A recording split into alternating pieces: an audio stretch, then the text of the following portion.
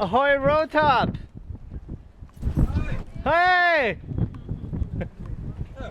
How you doing? Oh, good. Hi! Good. Hi! How are you? Good. Yeah. Tidying up. Oh yeah. Oh, thank you so much for letting me make a little video. I am so thrilled to see you. And Rotop, she looks fantastic. Yeah. Wow, there's your kayak. Yeah. Laundry. Laundry, today's laundry day. Firewood they just brought. Oh yeah, you got some firewood there. Ah. Oh, we have to cut. You haven't used the stove Lots. since, really, so far? Yeah? Chesapeake Bay, we had already beds now. Really? When's the last time I saw you? You were in Oriental. Yeah.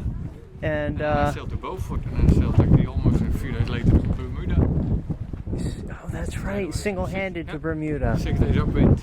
So where did you live in Bermuda for 5 months? Yeah, all around. Hamilton. And St. George, we went all over the place. Yeah. We were all Fantastic. So when did you leave Bermuda? What month was that? And a month ago.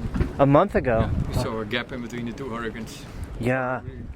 Wow. I think it's stupid to sail in a hurricane season. I won't do it again. You sailed from Bermuda to where? Just where all the Navy ships are. Oh, Portsmouth? I don't know. Norfolk. Yeah. You sailed to Norfolk. Yeah. Wow. Wow. And it was still beautiful summer. It was just as hot as in Bermuda. yeah. It's nice. Wow. And then we took a slow trip up Chesapeake Bay. Yep. Stopped everywhere, and first was Baltimore and Chestertown. We came through Cambridge and a few more stops everywhere. Wow. And I'm happy to always be here again. Wow. This is home. Oh, Rotop looks great. Yeah. I always love to see this boat. Yeah. How long have you had her? Yeah, 18 years. 18 years. Can you tell me how did it all start with Rotop? How did you get her? Where did you find her? I was looking for a boat I could afford a bit, and this one when I bought it was in a state not much other sailboaters want to buy it. Yeah, it was a lot of work to it. It needed a lot of work when you bought it 18 years ago. Was that in Holland? Yeah. Yeah. For 18 years, this boat has been your home. Yeah, 1,400 different harbors we did. 1,400 harbors in this boat. That's a lot. Where have God, I have so many questions, but where have you sailed with Rotop? In the first few years I sailed a few times to England and around Holland and all the lakes in Holland and a bit at sea. But and then I think 2 years later I went to Denmark and Norway and Sweden. But then you met all boats who were going to the Caribbean, so yeah, why not? So you went to the Caribbean? Wow. And I stayed 1 year. I did all the East Coast, Eastern Caribbean, all the islands. And then I came down to Curacao, spent our hurricane season. I sailed up to St. Martin again and sailed again a bit around the East Coast. I sailed to Bermuda and decided that I said, or I go to the Azores or I go to Maine. And I went to Bar Harbor. So 6 years later I was in Bar Harbor. So it was beautiful. Yeah. And then I came down off the coast again and kept sailing. Wow. And now we try to spend most summers in the Caribbean. Yeah. We now 1 year to Venezuela, the Orinoco River. Yeah. And did again the Eastern Caribbean. But now we hope to get to Panama, or but we said also maybe Cuba. Yeah. Try to get warm. So she's 100% steel. Yep, everything. Wow. Yeah. And what does she weigh? 10 tons. 10 tons, 20,000 pounds. And what's her length on deck? 34. 34 feet on deck, Yep. 20,000 pounds, Yep. all steel. Here's the homemade anchor winch. Homemade anchor winch. 2 speeds. Put them in the other gear. So almost everything on this boat is custom. You made Everything. just about Yeah. everything and the here. boat came with a big aluminium mast, a real thick one. Yeah. Keel stepped. But I cut it already off, so it was above deck. Uh-huh. But now I sailed a few times to, I sailed lots with it, but I thought the mast profile was too heavy. And then I went to the Hinckley yard, and they sold this mast for the scrap price. The Hinckley yard in Maine. Yeah. That for So they $300 I had this mast. $300. Yep. You got a scrap mast out of the Hinckley yard in Maine for $300. I sold the old one for 150. You sold the old one for 150. But the mast was from a fancy boat, and the boat being hit. But there was nothing wrong with the mast. I talked with the riggers, and there's absolutely nothing wrong with it. And I put all the mast steps back, my own spreaders, and put all my stuff back. Yeah. Wow. It was a really long mast, because it's still a heavy profile. But the boom was tapered, the top was tapered, and I made the boom out of it. So now we got a tapered boom. So you took a mast that was too tall for the boat, you cut it in half and used the shorter half as your boom. There aren't many sailors that can do some of the things that you have done to this boat. What brand of wind vane is that, or did you make it? It's a monitor, but it was all type monitor, and it was all pulled apart on a lobster pot. So I made all new bearings in it, and it worked perfect. Wow. Yeah. But it needed a bit of welding, and it was all. But they wanted to scrap it. So. It doesn't look like a monitor wind vane, but it was once upon a time, huh? Yeah. And then you got it, and now it's Martin's wind vane. It's perfect. And I made a reverse tiller on it. Oh, so yeah? It keeps the cockpit clear for How does lines. How does that work? I got here those 2 lines. Hook them Oh. on, and then because else you get all the stupid lines in the cockpit. That's right. Instead of your wind vane lines going to the forward tip of the tiller, you welded that piece of steel there to go aft, and then the control lines go to the back side of it. Oh, yeah, it's amazing. I've never seen that before. And I got it out of a magazine. You got it out of a magazine, the idea. I saw somebody and thought, hey. But I thought that's what I want. I made an aluminium, it's a light door.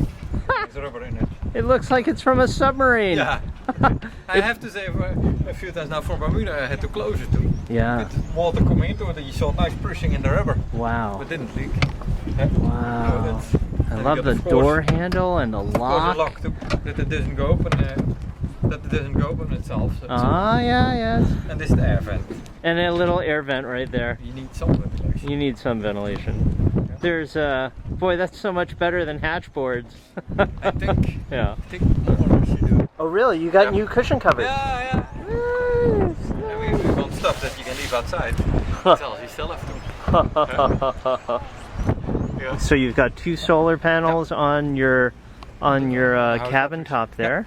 And it's all the charging I use. Really? All LED lights inside, and that's all I use. And then we always got full battery. I don't even charge with the engine. I've got a complete separate system. Really, you don't really charge with the engine at all. You rely on those 2 solar panels entirely. They always. Wow. It's good. Yeah, that's all the electricity for your lighting. Yeah. The windows are really heavy. They're what are they made of? A centimeter. A centimeter thick, is it? Safety glass. I really like the stainless steel handrails that you put there. Yeah. Fantastic, really solid. Everywhere when we walk. And you don't have to varnish them. No. And they're beautiful. I like maintenance free. Yeah. Maintenance free stuff. Fantastic. You've got your big kayak there. If you come now on Anchorage, you can be underway in in 1 minute. Yeah, yeah. Throw the thing overboard and you're off. Yeah, the advantage of having a light, hard kayak on the deck is you can just pick it up and throw it in the water, and if you need to get somewhere in a hurry, rather than having a big dinghy that you have to raise with a halyard and blow up, and it's really heavy. Yeah, you have to get the outboard working. We had an inflatable, but we used it twice, and we said, "Now this is it." It's too slow to row, and it's heavy, and we didn't like it. And it's good exercise. Yeah. Fantastic. Yeah, and you can go up creeks, and we love it. Oh, boy, that's a gigantic hatch. Did you make that hatch? It's aluminium, Aluminum, and the same with big heavy rubber. And I use the whole stainless frame, or how you call it, and flat bar around. Yeah. So there's no rust or anything. It's just with 2 handles from inside. Wow. Never leaks. Never leaks. Skylight for the light. Boy, it sure looks a lot sturdier than just about any deck hatch that you can buy from almost any manufacturer. A little teak bowsprit. Yeah. That's cute. Yeah. I love it. Yeah, because when I first bought the boat, he always needed some weather helm. Yeah. I think that lots of old boats are made that way. I think. So now they want to be more balanced. And when I put it a bit more forward, and straight away sailed nicer. Oh, so the bowsprit wasn't there when you bought the boat. You welded the bowsprit on there so that you could put the head sail more forward. Yeah, just a bit. Wow. Just so you get a nice bit help. Amazing. I polish myself. I really like those. Yeah. Wow. I try to make everything stainless, but you hit. Yeah. This is also stainless steel bar on it. Yeah. Because this would be spots where you could knock the paint off easily. Why do you have this part going forward? It was actually original, I think, to make the lines a bit smoother. But with all boats, you got an angle which says put. Yeah. Then your cabin starts, but now it's for the eye. It makes it a bit. So it's cosmetic. Yeah. There's your smokestack for the wood burning stove. Yeah. Fantastic. Yeah, we use it a lot. Wow. I use some little bit engine oil to start the stove. You use the spinnaker pole a lot. Yeah. Wow, I really like all the hardware that you have there for raising it and lowering it. Yeah. Nice.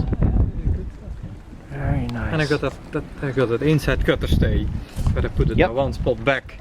Yeah. Just to support for the mast, because we only use the cutter jib actually downwind. You only use the staysail when you're going downwind? How come? Why is that? I don't know. Upwind, I think.